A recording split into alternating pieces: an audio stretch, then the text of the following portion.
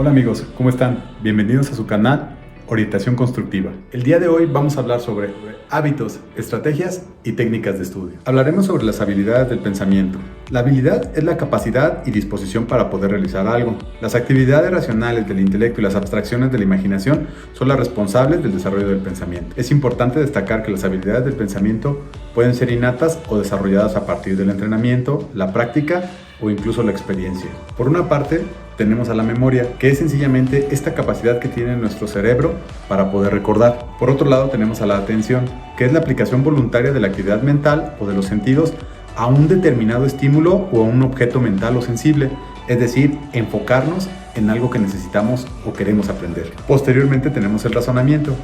El razonamiento es la facultad que nos permite resolver algún problema, extraer conclusiones y aprender de manera consciente los hechos, estableciendo conexiones causales y lógicas necesarias entre ellos. La memoria, la atención y el razonamiento son elementos que nos ayudan para poder desarrollar todas estas habilidades de pensamiento y que nos van a ser muy útiles para resolver cualquier situación que se nos presente de forma intelectual. A continuación vamos a hablar sobre las estrategias didácticas para mejorar las técnicas de estudio. Debemos entender que para poder mejorar nuestra técnica de estudio tenemos que tener ciertas estrategias que nos ayuden a poder aprender mejor aquellos contenidos que necesitamos para poder acreditar nuestras clases. La elaboración de una síntesis consiste en resumir el contenido de un escrito o de un párrafo utilizando parte de nuestras propias palabras y poniendo un poco de nuestra opinión para poder dejar más clara la idea. Por otro lado tenemos al ensayo. En el ensayo nosotros vamos a mostrar una opinión personal sobre algún contenido o algún tema que nos dejen a analizar. Otra estrategia muy socorrida es precisamente la elaboración de un mapa conceptual. Un mapa conceptual es un esquema en el que nosotros vamos a ir enfocándonos el contenido, sobre todo de algún tema, y vamos a ir utilizando algunos elementos para ir armando este mapa. Cuadros, nodos, círculos, etc. Por otro lado tenemos el mapa mental. El mapa mental, a diferencia del mapa conceptual, nos permite el uso de imágenes. Incluso sobre de una imagen nosotros podemos ir dándole el contenido a algún tema que querramos. Podemos poner, por ejemplo, de fondo una flor, y en el tallo podemos poner un concepto, y en los pétalos podemos poner otro tipo de concepto, y en el centro de la flor lo más importante. Por otro lado tenemos la monografía. La monografía es un estudio breve de un tema específico en donde nosotros vamos a poner todas las condiciones, todas las características de este tema y lo vamos a redactar de forma breve. También contamos con el reporte de lectura. El reporte de lectura es precisamente una actividad donde mediante el análisis de algún texto se van a ir ubicando ciertas ideas para darnos un enfoque diferente de ese texto y sobre todo entender cuáles son los conceptos que se tratan en él. Otra acción es el resumen. El resumen es precisamente indicar cuáles son las ideas más importantes de un texto, que a diferencia de la síntesis no es precisamente las opiniones del lector, sino sencillamente una redacción de hechos más breve que la que se encuentra en el texto. Por otra parte tenemos el tríptico. El tríptico es precisamente una estrategia en donde nosotros vamos a enfocarnos en un papel dividido en 3 partes o en un documento dividido en 3 partes, vamos a analizar algún concepto o algún tema de forma general y lo vamos a presentar de tal manera en que las personas puedan analizar cada uno de estos elementos y vaya siendo atractivo a la vista. Por otra parte, contamos también con lo que se conoce como técnicas de estudio. Estas técnicas son precisamente parte de las estrategias que nos van a ayudar a mejorar todo aquello que queremos aprender. Una de ellas es precisamente la técnica de subrayado. En la técnica de subrayado nosotros vamos a ir enfocándonos en lo más importante y vamos a ir marcándolo dentro del texto. Otra técnica es precisamente los esquemas o mapas. Estos nos van a ayudar, como lo habíamos platicado, en los mapas mentales o los mapas conceptuales, esquematizando algún concepto que nos puede ayudar para aprenderlo mejor. Por otro lado tenemos a las fichas de estudio. Las fichas de estudio son precisamente breves resúmenes que vamos a establecer en pequeñas fichas que nos van a ayudar a poder aprender algún contenido que nos haga más fácil el manejo con estas llamadas fichas. Una técnica muy importante son precisamente las reglas mnemotécnicas.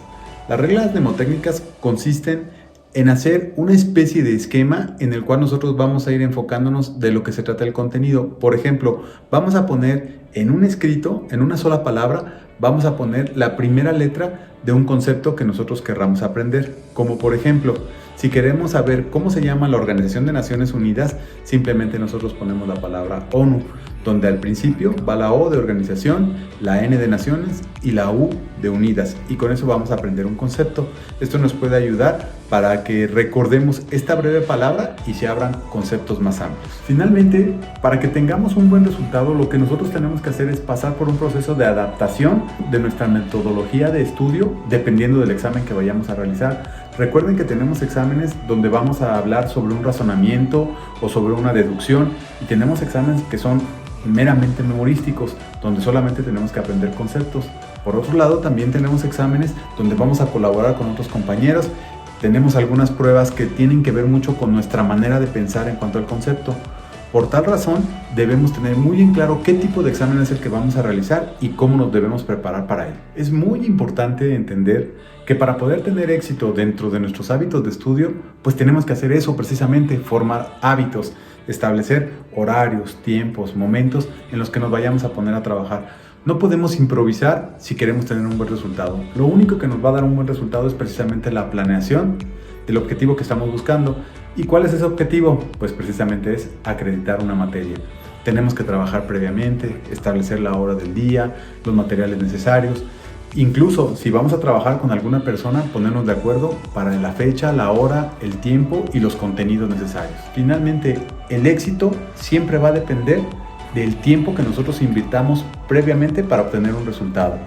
Debemos enfocarnos en que por cada buen resultado que vayamos a obtener, tenemos que tener planeado un tiempo determinado que nos va a ayudar siempre a hacerlo mejor. Si yo estoy seguro que el contenido del examen que voy a presentar es un contenido muy amplio, creo que lo mejor debe ser planificar, estudiar con bastante tiempo de ventaja, y así el resultado va a ser mejor.